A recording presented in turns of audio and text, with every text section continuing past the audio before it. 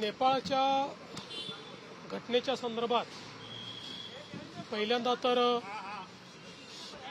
तिथे जे काही जी घटना घडलेली आहे त्यात जे लोक मृत झालेले आहेत त्यांच्या परिवाराच्या प्रती आपल्या संवेदना आहेत.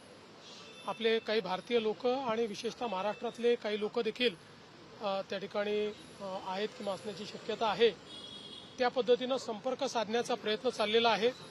आपले जे आपत्ती व्यवस्थापन मंत्री आहेत गिरीश महाजन यांना सातत्याने आपण त्या ठिकाणी संपर्कात ठेवलेला आहे. विशेषतः काही लोक जे त्याच्याही पलीकडे तिबेटमध्ये गेले होते किंवा काही पर्यटक गेले होते अशा लोकांशी काही संपर्क आपला झालेला आहे. माझं जे ऑफिस आहे त्यांना देखील मदत करताय. आम्ही MEAची देखील मदत त्या ठिकाणी घेतो आहोत आणि विशेषतः दिल्लीच्या माध्यमातून अशा पद्धतीनं मानसरोवर यात्रेच्या निमित्ताने किंवा इतर गोष्टींकरता जे गेलेले लोक आहेत त्यांच्याही करता नेपाळमधनं जो मार्ग आहे तर त्या ठिकाणी एक अवरोध निर्माण झालाय. तर तिथनंही त्यांना परत कसं आणायचं याचंही प्लॅनिंग आपण करतो आहोत आणि त्या संदर्भात सेंट्रल गव्हर्नमेंटशी आपलं बोलणं झालेलं आहे. त्यामुळे पूर्णपणे अलर्ट मोडवर आपण आहोत आणि कोणाचाही संपर्क झाला तर त्याला रेस्क्यू करायची तयारी आपण ठेवलेली आहे. गिरीश महाजनांनी आव्हान देखील केलेलं आहे की कोणाचे नातेवाईक असतील तर त्यांनी आम्हाला संपर्क साधला तर त्यांना आम्ही त्या ठिकाणी शोधून देऊ. त्यामुळे पूर्णपणे अलर्ट मोडवर आपण त्या ठिकाणी आहोत. अजून एक्झॅक्ट आकडा आलेला नाही. तो आल्यानंतर आपल्याला सांगण्यात येईल. पूर्ण बैठक आयोजित करण्यात आलेली होती. भोर तालुक्यातल्या प्रकल्पाच्या संदर्भात जी काही एकूण परिस्थिती आहे सत्ताधारी पक्षातले आमदार सुद्धा विरोधात आहेत किंवा आंदोलन करतायत. काय आज निर्णय झाला? मुळामध्ये जी काही ट्रान्समिशन लाईन आहे ग्रीन कॉरिडॉर म्हणजे जी काही आपली रिन्युएबल वीज आहे याचा जो कॉरिडॉर केंद्र सरकारच्या वतीनं होतोय तर त्याच्यामध्ये जो भोरमधनं जाणारा भाग आहे त्याच्यावर तिथल्या सर्वपक्षीय कमिटीचं ऑब्जेक्शन होतं. त्यांचं म्हणणं होतं की वेगवेगळ्या प्रकल्पाकरता भोरची जमीन आमची गेलेली आहे आणि आता पुन्हा या प्रकल्पाकरता जमीन आमची तुम्ही मागता आहात. त्यांच्याशी चर्चा केली. आम्ही देखील त्यांना हे समजावून सांगितलं की जवळपास 40% काम त्या ठिकाणी झालेलं आहे आणि पुणे हे एक असं आपलं शहर आहे किंवा पुण्याचा जो औद्योगिक जिल्हा आहे यामध्ये खूप मोठ्या प्रमाणात विजेची मागणी आहे आणि आपण जर सबस्टेशन्स तयार केले नाहीत तर मोठ्या प्रमाणात विजेचा तुटवडा देखील पडेल. आणि केवळ भोरमध्येच नाही तर त्यांना आम्ही दाखवलं की जवळपास पुण्याच्या सगळ्या तालुक्यांमध्ये सबस्टेशन्स चाललेले आहेत. तथापि त्यांची जी अडचणी आहेत त्या आम्ही समजून घेतल्यात. काय मार्ग काढता येईल कमीत कमी नुकसान व्हावं या दृष्टीनं काय मार्ग काढता येईल याकरता जे आपले ट्रान्समिशनचे विक्रम कुमार आहेत ते आणि सेंट्रल गव्हर्नमेंटची लाईन असल्यामुळे सेंट्रल गव्हर्नमेंटचे अधिकारी असे त्यांच्यासोबत बसून आणि भविष्यात आपल्याला त्यातनं कसा मार्ग काढता येईल असा प्रयत्न करण्याचा आम्ही निर्णय घेतलाय. सोबत आम्ही त्यांना अपील देखील केलेली आहे की आपण अशा पद्धतीनं जो काही हा कॉरिडॉर आहे याला जर विरोध केला तर त्याचा पुण्याच्या ग्रोथवर परिणाम होईल आणि म्हणून आपणही थोडी मदत करावी आणि मधला मार्ग काढावा अशा पद्धतीचा प्रयत्न आहे. 2-3 दिवसापासून MPSC वरून मोठा गदारोळ पाहायला मिळतोय. आधी तुमच्यासोबत सुनील गाडवेचा जो फोटो होता तो व्हायरल केला गेला आणि आरोप केला गेला की यामध्ये भाजपचा सुद्धा समावेश आहे. अभिमन्यू पवारांवरती आरोप झाले. आज सुनील गाडवे यांचे शरद पवार आणि रोहित पवारांसोबतचे सुद्धा फोटो भाजपकडनं करण्यात आले. बघा पहिल्यांदा तर कोणीही असो आणि कुठल्याही पक्षाचा असो त्याच्यावर कारवाई झाली आणि होईलच. MPSCच्या संदर्भात पूर्ण परीक्षा पारदर्शीपणे झाल्या पाहिजेत हे शासनाचे मत आहे. खरं तर या परीक्षेमध्ये जो काही पोलीसचा रिपोर्ट आलेला आहे हा काही मास पेपर फुटलेला नाही. पर्टिक्युलरली एका व्यक्तीकडे तो पेपर गेलेला आहे. तथापि पारदर्शितेकरता MPSCने पूर्ण परीक्षा रद्द केली हे महत्त्वाचं आहे. आता याच्यामध्ये विशेषतः परीक्षेच्या संदर्भात रिफॉर्म्स करण्याकरता एक समिती आपण तयार केली आहे. MPSCलाही अंतर्गत रिफॉर्म्स करण्याची विनंती आपण केलेली आहे. यापुढच्या सगळ्या परीक्षा या पारदर्शी पद्धतीनं झाल्या पाहिजेत असा आपला प्रयत्न आहे. त्याकरता MPSCला पाहिजे ती मदत ही राज्य सरकार करणार आहे.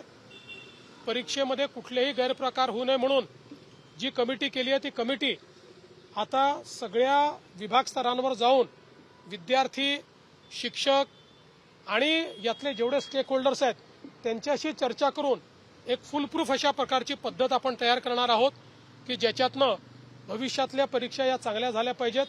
हा आपला निश्चितपणे या ठिकाणी प्रयत्न आहे. पण हे होत असताना काही लोक केवळ याच्यावर जो काही राजकारण करण्याचा प्रयत्न करतायत ते देखील योग्य नाहीये. खरं म्हणजे नवनाथ बन यांनी हा नेमका कोणाचा कार्यकर्ता आहे हे अनेक फोटोंसहित दाखवून दिलेलं आहे. त्याची पार्श्वभूमी आता सगळ्यांना माहिती आहे. त्यामुळे विनाकारण याच्यावर राजकारण करू नये असं माझं मत आहे. राज्य सरकारने मात्र हे आता मनावर घेतलेलं आहे. पुढच्या परीक्षा पारदर्शित झाल्या पाहिजेत या दृष्टीनं व्यवस्था आम्ही उभ्या करणार आहोत. आंदोलनावर ठाम आहे. 29 तारखेला जे आंदोलन मनोज जरांगे पाटील यांनी जाहीर केलंय त्या आंदोलनावर ते ठाम आहेत असं त्यांनी सांगितलं. बघा असं आहे की त्यांनी ज्या मागण्या केलेल्या आहेत त्या मागण्यावर सगळी कारवाई आम्ही केली आहे. पुढे देखील आम्ही करतो. चर्चा त्यांच्याशी चाललेली आहे. मला विश्वास आहे की आमची चर्चा करणारे जे काही सगळे प्रतिनिधी आहेत ते सरकारच्या घेतलेल्या जे काही निर्णय आहेत ते निर्णय त्यांच्यापर्यंत पोहोचवतील. मी एवढंच सांगतो, या सरकारने मराठा समाजाकरता जेवढे निर्णय घेतले आणि जेवढं काम केलं तेवढं पूर्वी कधी झालेलं नाही. 2014 नंतर 2026 पर्यंत आमची जी महायुतीची सरकार आहे त्या सरकारनेच मराठा समाजाच्या हिताचे निर्णय घेतले आहेत. हे मात्र सर्व मराठा समाजाला देखील माहिती आहे. अजून काही घेण्याची आवश्यकता असेल तर ते देखील आम्ही घेऊ.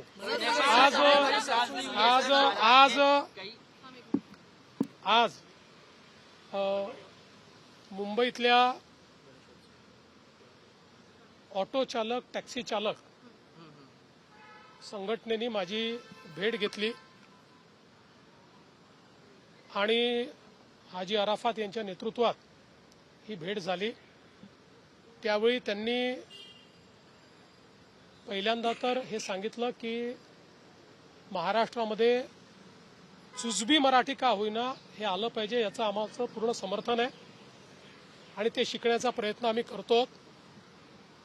कशा पद्धतीनं त्यांनी प्रयत्न केला हे देखील त्यांनी सांगितलं आणि भविष्यातही हा प्रयत्न आम्ही करत राहू. पण वेगवेगळ्या वयातले हे जे काही टॅक्सी चालक, रिक्षा चालक आहेत यांना इतक्या कमी वेळामध्ये जुजबी मराठी शिकता येईल हे काही योग्य नाही, शक्य नाही आणि म्हणून आम्हाला वेळ वाढवून द्यावी अशा प्रकारची मागणी त्यांनी केली. त्यांनी 1 वर्षाची मुदतवाढ मागितलेली आहे. मी आज हा निर्णय केलेला आहे की 1 वर्षाची मुदतवाढ याला देण्यात येईल. कोणतीही कारवाई दरम्यानच्या काळात केली जाणार नाही. या 1 वर्षात त्यांनी हा निर्णय केलेला आहे की वेगवेगळ्या प्रकारे क्लासेस तयार करून, वेगवेगळ्या प्रकारचं लिटरेचर तयार करून आणि जुजबी मराठी जी आहे ही सर्व ऑटो चालक आणि रिक्षा चालक आणि टॅक्सी चालकांना ते शिकवतील. त्यामुळे ते जर स्वतःहून समोर आलेले आहेत तर त्यांना वेळ देणं हे गरजेचं होतं आणि म्हणून हा निर्णय राज्य सरकारने घेतलेला आहे. गैर मराठी रिक्शा चालक और ऑटो चालकों को जो है आपने 1 वर्ष का समय दिया है, क्या आप निर्णय लिया गया सर बताएं. देखिए, आज ऑटो चालक और रिक्शा चालक और हमारे टैक्सी चालक संगठन के लोग मुझे मिले. उन्होंने पहले तो इस बात का समर्थन किया है कि मुंबई में काम चलाओ मराठी उनको सीखनी चाहिए. वो सब सीखना चाहते हैं, उनका पूरा उसको समर्थन है. लेकिन साथ साथ उन्होंने ये कहा कि अलग अलग उम्र के लोग इस व्यवसाय में हैं. कई लोगों ने पढ़ाई बहुत पहले छोड़ दी है, इसलिए इतने कम समय में इसको सीखना उनके लिए कठिन है. उन्होंने एक बहुत बृहद प्लान तैयार किया है काम चलाओ मराठी सिखाने का और उन्होंने ये मांग की कि इसके लिए 1 साल का समय उनको दिया जाए. राज्य सरकार ने उनकी बात को माना है. 1 साल का समय उनको दिया जा रहा है. इस 1 साल में कोई कार्रवाई नहीं की जाएगी.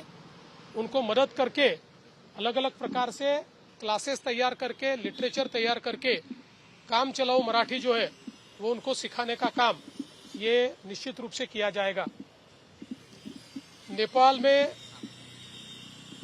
जो ट्रेजेडी हुई है, हम सभी की प्रार्थना और संवेदना नेपाल के नागरिकों के साथ और वहां पर अलग अलग जगह से गए टूरिस्टों के साथ है। जो क्षति हुई है उसके प्रति भी हमारी संवेदनाएं हैं। महाराष्ट्र के भी कुछ लोग वहां पर है, कुछ लोगों से संपर्क हो रहा है। हमने ये प्रयास किया है कि किसी के भी रिश्तेदार अगर वहां है तो वो हमसे संपर्क करे। हमारा जो आपत्ति व्यवस्थापन विभाग है, इस विभाग ने इस बारे में पूरी तरीके से कार्रवाई शुरू की है। उन सबको यहां पर हम लाएंगे, वहां पर भी जो भी मदद उनको चाहिए वो मदद हम देंगे। भारत सरकार के साथ, मिनिस्ट्री ऑफ एक्सटर्नल अफेयर्स के साथ हमारी बातचीत हुई है, वो पूरी तरीके से मदद कर रहे हैं। कुछ लोग अलग अलग जगह पर गए हुए जो नेपाल के रास्ते वापस आना चाहते हैं, उनको भी मदद हम लोग निश्चित रूप से करेंगे। और इसमें एकदम अलर्ट मोड पर महाराष्ट्र सरकार है।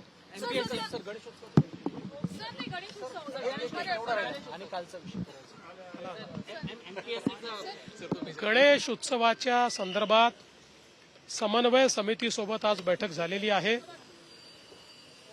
सुदैवाने माननीय उच्च न्यायालयाने मागील वर्षी जे काही नियम केले होते तेच नियम यावर्षी कायम ठेवलेले आहेत। त्या नियमाचं पूर्ण पालन, अरे ट्रॅफिक सोडा, तो ट्रॅफिक का अडवून ठेवला तुम्ही, ट्रॅफिक सोडा, त्या नियमांचं पालन करून या ठिकाणी यावेळेसचा गणेशोत्सव चांगल्या पद्धतीने होईल। समन्वय समित्यांनी समाधान व्यक्त केलेलं आहे। सर्व प्रकारच्या परमिशन्स या देण्याच्या संदर्भात तातडीने व्यवस्था झालेल्या आहेत, त्याबद्दल त्यांचं कुठलंही अडचण नाही। काही छोटे मोठे मुद्दे त्यांनी मांडले ते आम्ही तात्काळ करू। आमचा प्रयत्न असा आहे की हा जो काही सण आहे हा आपला राज्य उत्सव आहे। राज्य उत्सव असल्यामुळे या उत्सवाला चांगल्या पद्धतीनं संपूर्ण महाराष्ट्रामध्ये तो साजरा व्हावा या दृष्टीने आजची बैठक झाली आहे। कुठेही जे काही गणेश मूर्ती येण्याचे जे रस्ते आहेत किंवा विसर्जनाचे जे रस्ते आहेत यात अडथळे असू नये, कुठेही खड्डे असू नये, या संदर्भातलेही निर्देश जे आहेत ते देण्यात आलेले आहेत। आणि मला विश्वास आहे की चांगल्या पद्धतीनं, पारंपरिक पद्धतीनं आणि पर्यावरणपूरक अशा प्रकारचा गणेशोत्सव आपण साजरा करू।